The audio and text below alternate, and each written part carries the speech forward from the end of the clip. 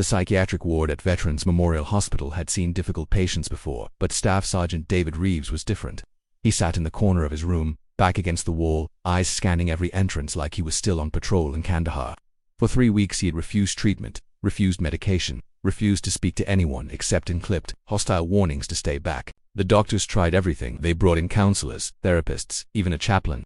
David would simply stare through them with those hollow eyes that had seen too much, his jaw set in stubborn silence. His family pleaded from the hallway, his mother's tears doing nothing to crack the armor he had built around himself. The hospital staff grew frustrated. Dr. Peterson wanted to pursue involuntary treatment, arguing that David was a danger to himself. The psychologist, Dr. Maria Santos, insisted they needed more time, that forcing treatment on a soldier suffering from severe PTSD would only deepen his trauma. But time was running out. David had stopped eating regularly, had lost 20 pounds, and spent his nights reliving firefights that only he could see. The night nurses reported that his screams could be heard throughout the entire floor, raw and desperate sounds that haunted everyone who heard them. On a quiet Thursday morning, a new nurse arrived for her shift. Her name was Claire Mendoza, and she carried herself with an understated confidence that came from years of working with wounded warriors. She had been a Navy nurse for 15 years before transitioning to civilian care, and she had specifically requested assignment to the psychiatric ward. When she read David's file, something clicked. His unit, his deployment dates, his hometown. She made a phone call, asked some careful questions, and learned something that wasn't in any medical record. Claire entered David's room without the usual hesitation everyone else showed. She did not try to approach him or speak in the soft, therapeutic tones he had learned to hate. Instead, she simply stood near the door and said, in a clear, steady voice, "Iron Eagle 6, this is Nightingale Actual. How copy?" The effect was instantaneous and startling. David's head snapped up, his eyes suddenly focused and sharp, his mouth opened slightly in disbelief. Those words, that call sign, belonged to a world he thought he had left behind in the sand and blood of Afghanistan. Iron Eagle had been his unit's classified designation, known only to those who had served with them during their most dangerous operations.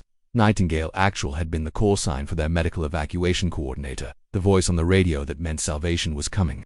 Claire took a careful step closer. She told him that she had served with his unit's sister battalion, that she had coordinated 17 medical evacuations during the same deployment window, that she knew the sound of incoming mortar and the smell of burning fuel and the weight of carrying your brothers to the helicopter.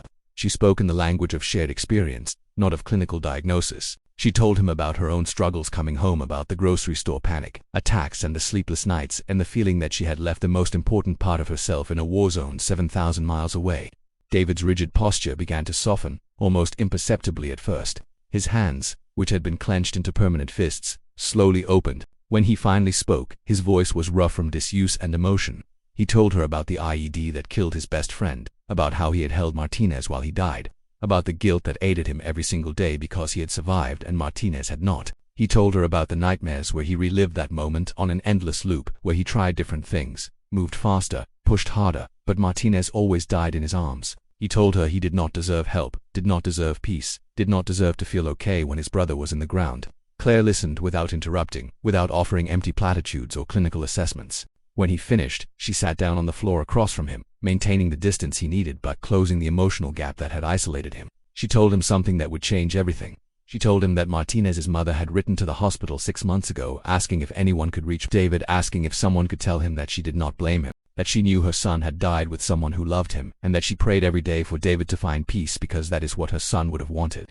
The tears came then, breaking through 3 years of carefully constructed walls. David wept like a child, great shuddering sobs that seemed to tear something loose inside him. Claire moved closer and simply sat with him, present in his pain without trying to fix it or minimize it or explain it away. She told him that healing was not betraying his friend's memory, that surviving meant honoring the sacrifice by living a life worth the price that had been paid.